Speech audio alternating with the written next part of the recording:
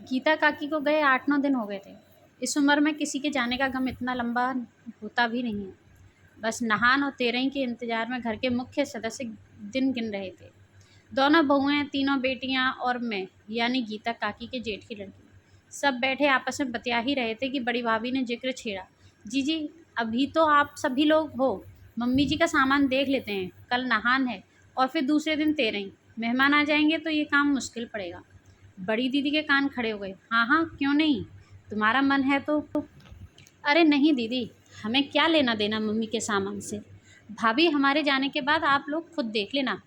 छोटी दीदी ने बात को टालना चाहा। उन्हें पता था कि बड़ी दीदी सामान देखते हुए ताने मारने से बाज नहीं आएंगी और फिर बड़ी भाभी बुरा मान जाएंगी।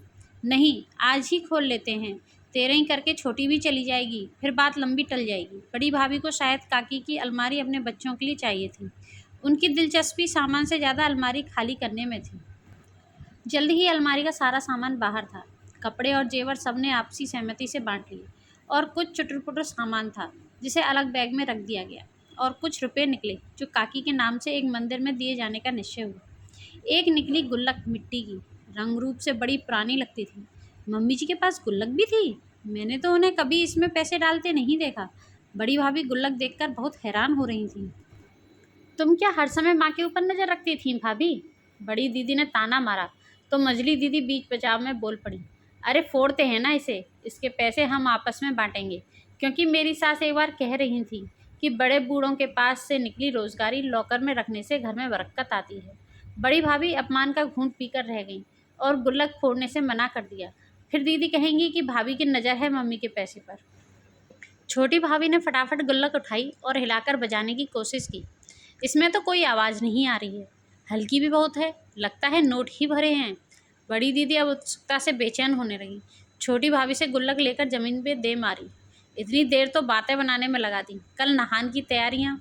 गुल्लक की टोपी छिटक कर अलग जा गिरी और पेट फटकर उसमें से पर्चियों की बाढ़ गिरने लगी। मज़े की बात, उस गुल्लक में एक भी रुपया नहीं था। वो गुल्लक थी शिकायतों की गुल्लक। वे शिकायतें जो कभी कहीं नहीं गई। अपने पति से, सास से, जेठानी से यानी मेरी मम्मी से, अपने बच्चों से, बहुओं से, यहाँ तक कि भगवान से भी। गीता काकी बहुत सरल और हंसमुख स्वभाव की रहीं। उनका आज तक किसी से झगड़ा नहीं हुआ था। वो तो कभी किसी से कुछ कहती ही नहीं थी और कोई सामने से उलझता तो फ़ौरन अपनी मधुर मुस्कान के साथ आत्मसमर्पण कर देती थी। मेरे दिल को भा गई ये उनकी शिकायतों की गुल्लक। 13वीं करके घर वापस आई तो रास्ते में पड़ी कुम्हार की दुकान से मैंने भी खरीद ली एक मिट्टी की गुल्लक, अपनी वे शिकायतें जमा करने के लिए जो मैं भी कभी कह नहीं सकी।